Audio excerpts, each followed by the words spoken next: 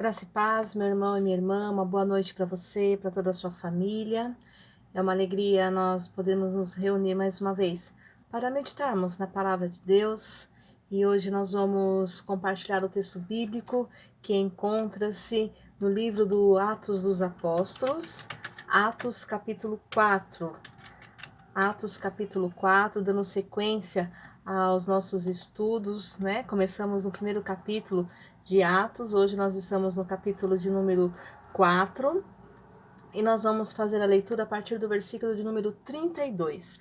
Atos 4, 32, vendo aí o que está acontecendo, né? Com os apóstolos, com o início da igreja, o poder e o mover do Espírito Santo de Deus na vida da igreja. E Atos 4, 32 vai nos mostrar, vai nos ensinar, né? Como vivia a igreja, aquele começo da igreja, como nós já vimos um pouco na semana passada, a importância de estarem juntos, a importância da vida de oração, aquela comunhão, né, da igreja.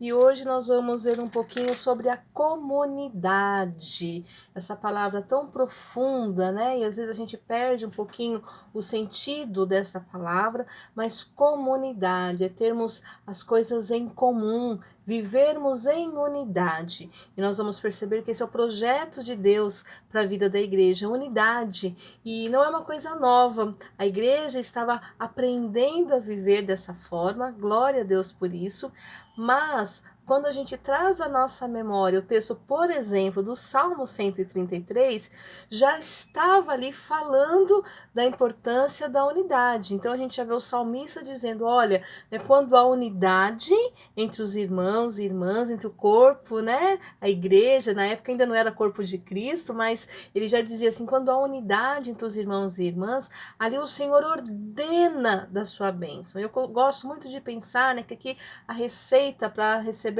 as bênçãos do Senhor é a nossa vida comunitária, a nossa vida de unidade. É isso que Deus espera, né, de mim e de você. Então vamos ler Atos 4, 32 e nos diz assim o texto bíblico. Da multidão dos que creram era um o coração e a alma. Ninguém considerava exclusivamente seu nenhuma das coisas que possuía. Tudo, porém, lhes era comum.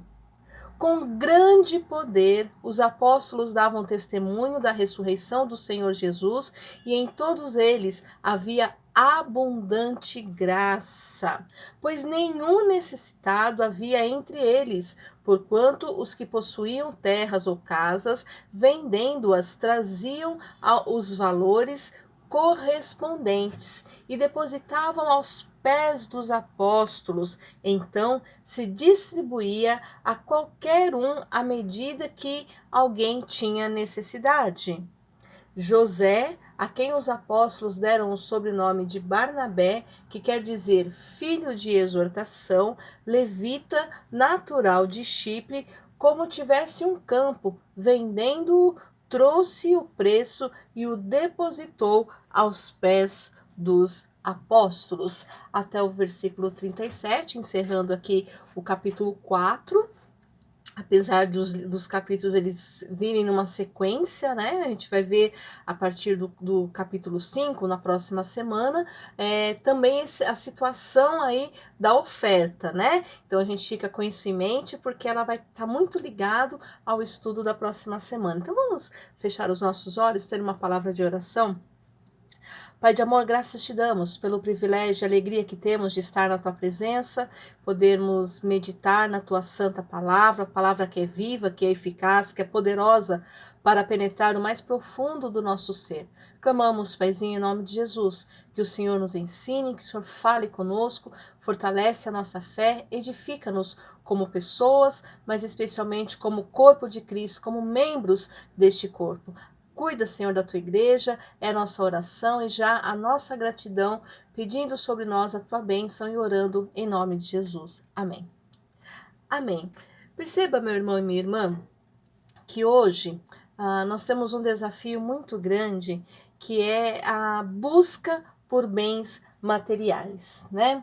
Há uma expressão que nós precisamos cuidar, que diz assim, que hoje o ser humano, ele ama as coisas e usa as pessoas, ocorrendo aqui uma inversão de valores, porque a Bíblia nos ensina a amarmos as pessoas, aliás, não só nos ensina, mas este é uma diretriz do próprio Cristo para nós, né? Ame ao teu próximo como a ti mesmo. Então perceba que nós devemos amar as pessoas e as coisas são para serem usadas, mas a gente o ser humano conseguiu inverter esses valores e hoje a gente percebe que as coisas são amadas, as coisas são inclusive adoradas, né? E o ser humano é usado, as pessoas são usadas e isso é muito triste, porque nós fazemos parte do mesmo corpo. E quando a gente entende essa unidade, que a outra pessoa tem o mesmo valor que eu tenho diante de Deus, não sou melhor do que ninguém, ninguém é melhor do que ninguém, somos todos iguais perante o Pai. Quando a gente entende esse princípio, a gente começa a olhar para o outro com mais respeito, com mais dando a ele o devido valor, dando a essa pessoa o amor que é merecido e que é obrigação nossa como cristãos e cristãs amarmos ao próximo como a nós mesmos. E o texto que nós acabamos de ler vai mostrar aqui para nós o comportamento de uma igreja, como vivia a igreja. E esse comportamento é um comportamento que ele precisa ser resgatado. Hoje nós temos muitas dificuldades para vivenciar a igreja da mesma forma que ela iniciou a sua tarefa lá no início da história da igreja cristã, quando o Lucas escreve para nós aqui o relato do livro do Atos dos Apóstolos, também conhecido como Atos do Espírito Santo, a forma como o Espírito Santo estava agindo na vida da igreja. Perceba, o texto diz para nós assim, da multidão dos que creram, era o coração e a alma. Olha que interessante, um só coração e uma só alma, ou uma só mente, um só pensamento. Havia no coração daquelas pessoas o desejo, o ardor em demonstrar amor ao próximo, em ajudar ao próximo, em estender a mão a quem estava necessitado. E não era só um desejo do coração, não. Era também uma prática racional.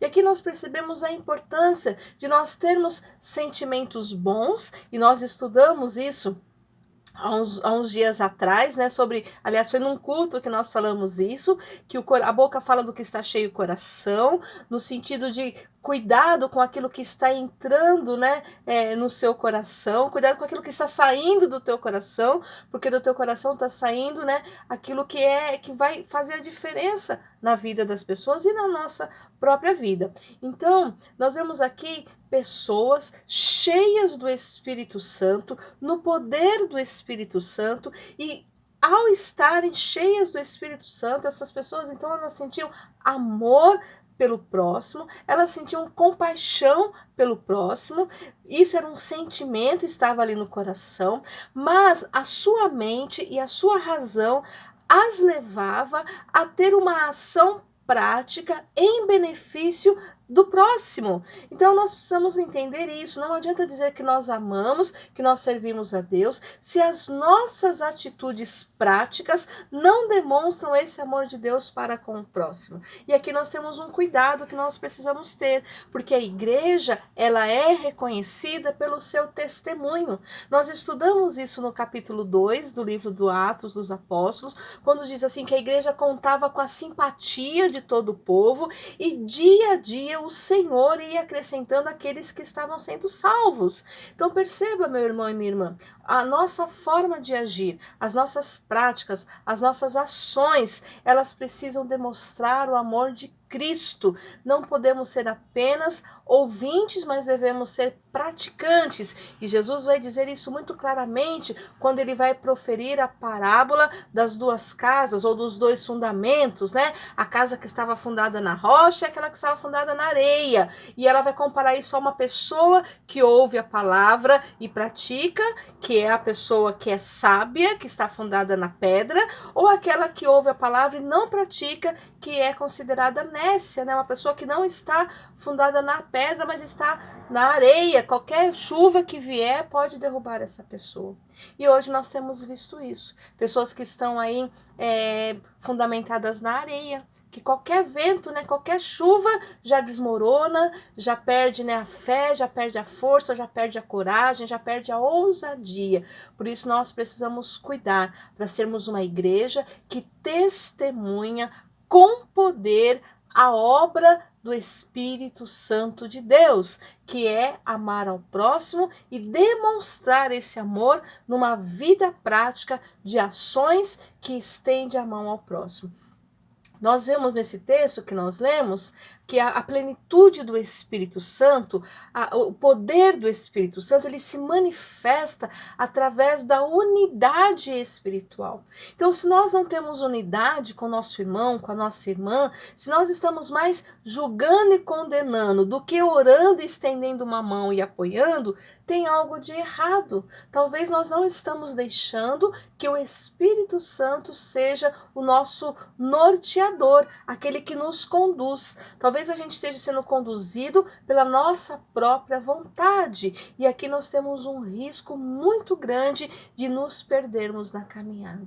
Portanto, a pergunta é: como tem sido o nosso testemunho? O nosso testemunho é procurar no nosso irmão, na nossa irmã, acusações, ou procurar no nosso irmão e na nossa irmã quais são as falhas que ele ou ela comete, ou para simplesmente julgar e condenar, ou a gente, ao perceber que o nosso irmão é falho, que a nossa irmã está fraquejando, a gente vai se posicionar em oração, a gente vai oferecer uma palavra de apoio, uma mão estendida, um abraço, para que dê a ela condições de continuar a caminhada. Precisamos rever a nossa postura como corpo, como igreja do Senhor Jesus, para que o nosso testemunho anuncie o poder e a salvação que há em Jesus Cristo. Então, nós precisamos demonstrar esse amor e o poder do Espírito Santo que nos dá condições, nos dá graça para demonstrar esse amor.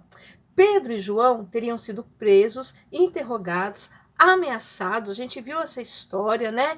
Mas em nenhum momento eles deixaram de dar testemunho sobre o poder de Jesus. Eles vão dizer que aquilo que eles fizeram foi pelo poder de Jesus, que eles estavam presos, mas que eles continuariam, ao sair das prisões, continuariam anunciando salvação, porque foi para isso que eles foram chamados. E aí nós precisamos perceber algumas coisas.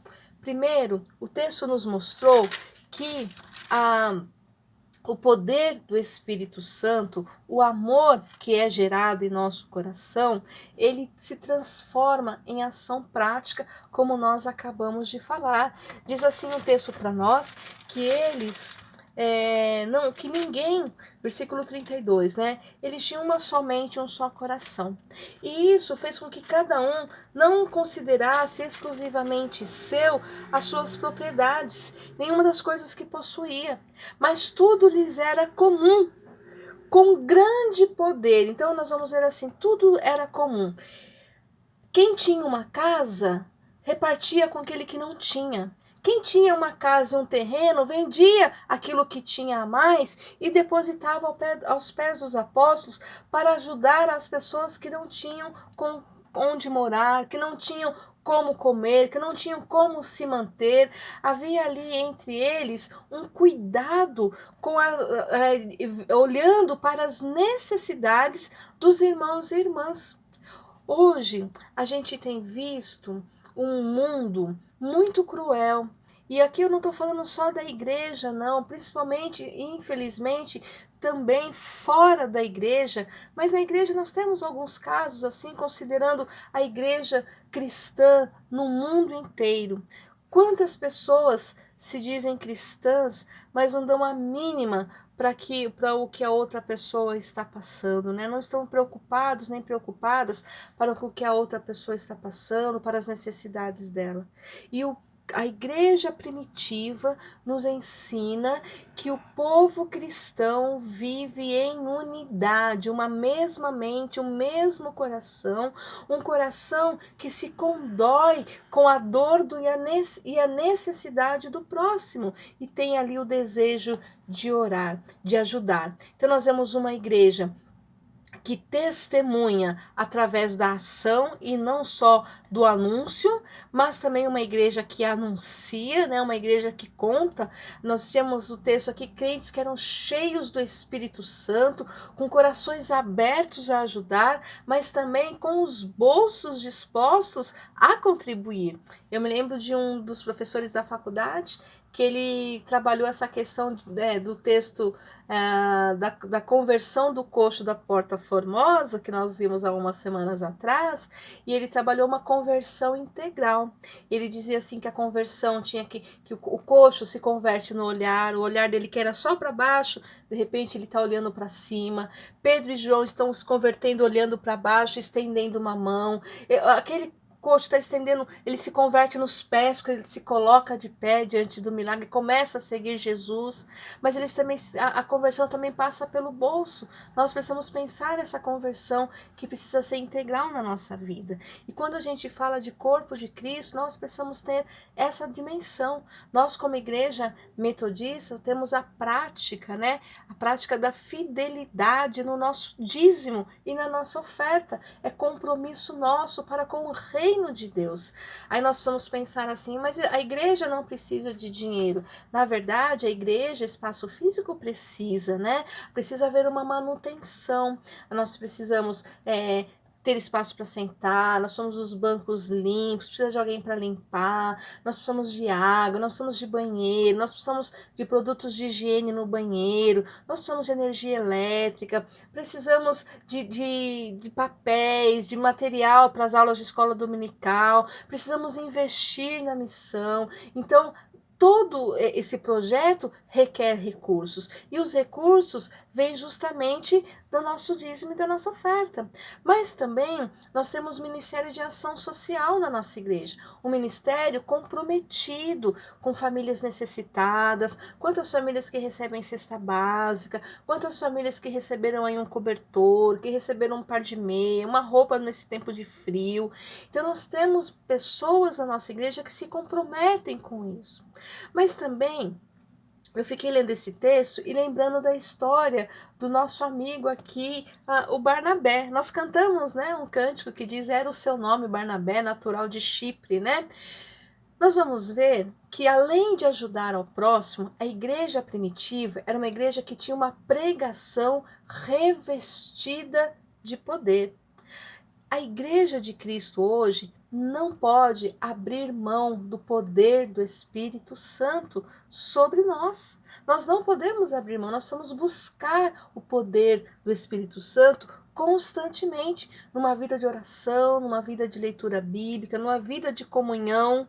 Precisamos buscar esse poder. O texto diz para nós assim que com grande poder, versículo 33, os apóstolos davam testemunho da ressurreição de Jesus e em todos eles havia abundante graça. Olha que coisa linda, a graça que salva, a graça que restaura, a graça que justifica, a graça que santifica. Isso estava presente porque ali havia o poder do Espírito Santo para anunciar a salvação. Hoje nós vemos igrejas e pessoas e líderes religiosos que querem poder para se dizerem poderosos para os seus próprios benefícios, ao passo que a igreja primitiva nos ensina que o poder que eles pediam era para anunciar com intrepidez, com coragem, com ousadia a palavra do Senhor. Meu irmão e minha irmã, nós somos chamados e chamadas a voltarmos aos tempos da igreja primitiva e pedir ao Espírito Santo que nos dê poder para anunciar tão grande salvação. Havia poder para que eles testemunhassem, né? Para que eles dessem testemunho da vitória sobre a morte, da ressurreição de Jesus. Pois nenhum necessitado havia entre eles, como nós já comentamos, né? E eles faziam ali, vendiam o que eles podiam vender. Quem podia vender alguma coisa, vendia e depositava aos pés dos apóstolos, né? E aí nos fala a história aqui de um homem chamado Barnabé, ou melhor, seu nome era José, mas ele foi chamado pelos discípulos. Os discípulos deram aos apóstolos, né? Deram a ele o nome de Barnabé, que quer dizer cheio de consolação, como nós cantamos, né? Homem de exortação, homem de fé, homem de coragem, homem de ousadia. Então nós temos em Barnabé uma pessoa que tinha um coração disposto a ajudar ao próximo, né? Uma pessoa que queria ajudar. Mas a gente também vai perceber, e eu gosto muito de trazer à memória, lá no capítulo 9 de Atos, versículo 27, no capítulo 11, dos versículos 22 ao 26, até o versículo 30, os capítulos 13 e 15 de Atos, nós vamos ver Barnabé, e a gente vai estudar isso mais para frente, mas a gente vai ver que Barnabé era uma pessoa que não só ajudava financeiramente, porque ele vai investir, ele vai apoiar financeiramente a igreja, ele vai apoiar o apóstolo Paulo, ele vai ajudar com as suas finanças, porque ele tinha condições para isso, mas ele também vai se envolver na obra. E aqui nós precisamos tomar cuidado, porque muitas pessoas pensam que ajudar a igreja ou participar do projeto do reino de Deus é simplesmente dar uma oferta, e não é só dar uma oferta, não, é você viver na prática o evangelho, é você se deixar ser usado como instrumento de Deus para anunciar a salvação.